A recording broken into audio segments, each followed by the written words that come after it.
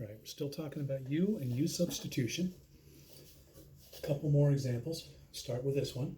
Got the integral of x squared times sine of x cubed. Laptop again.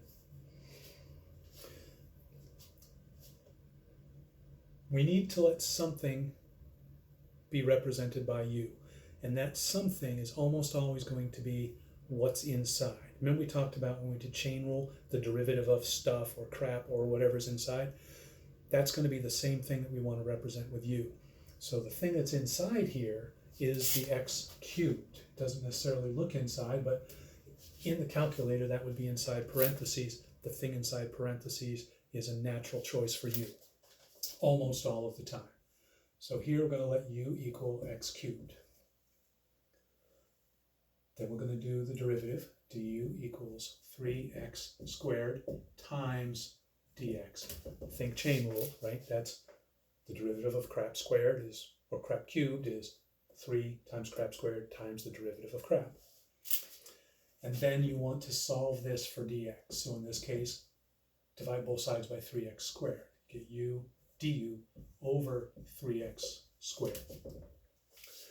Now something I didn't mention last time is that when you do the derivative here, the thing you end up with, right? The thing you end up with that's in addition to the du and the dx has to get canceled out by something over here except for a constant. So the 3 is okay. The x squared is 2 because that's going to cancel out with that x squared.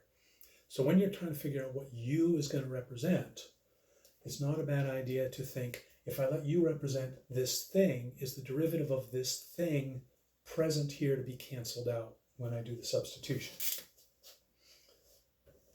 So we've got the x squared times sine of u, and then replacing the dx with du over 3x squared. The x squareds will cancel.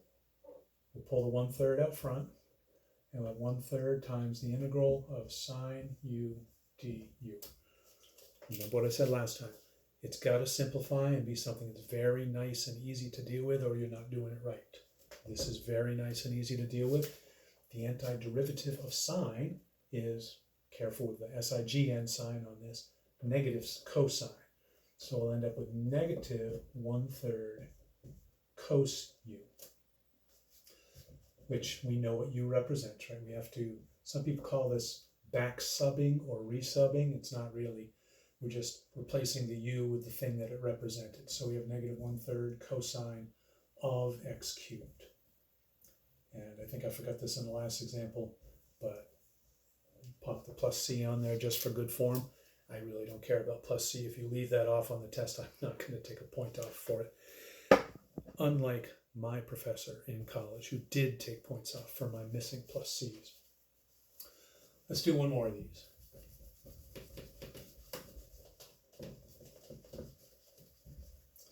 One more this time. And we'll do a couple more next time. Sine squared x cosine.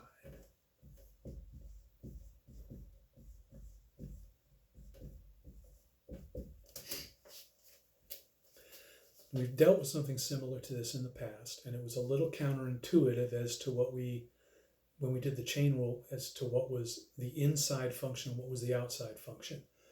Remember that this sine squared of x is really shorthand for the sine of x squared. So the squared this time is not the inside function. The sine itself is. So we're going to let u equal sine of x. We're going to let du, well, we're not going to let du be anything. We're going to do the derivative. We get du, the derivative of sine of x is cosine of x dx. And that gives us dx is equal to du over cosine of x. Remember what I said a few minutes ago? You want this derivative thing to be something that appears here to be canceled out. So we're going to have our integral, replace the sine x with u, and then we've got our cosine x from here, and then our dx is du over cos x. Cancel, cancel. And we have our nicest one yet. There's not even a constant present in this one. It's the integral of u squared du, which is trivial. You know that's going to be u cubed over 3 plus c. And we're going to do our resubstitution or back sub, whatever you want to call it. We're going to get sine cubed of x over 3 plus c.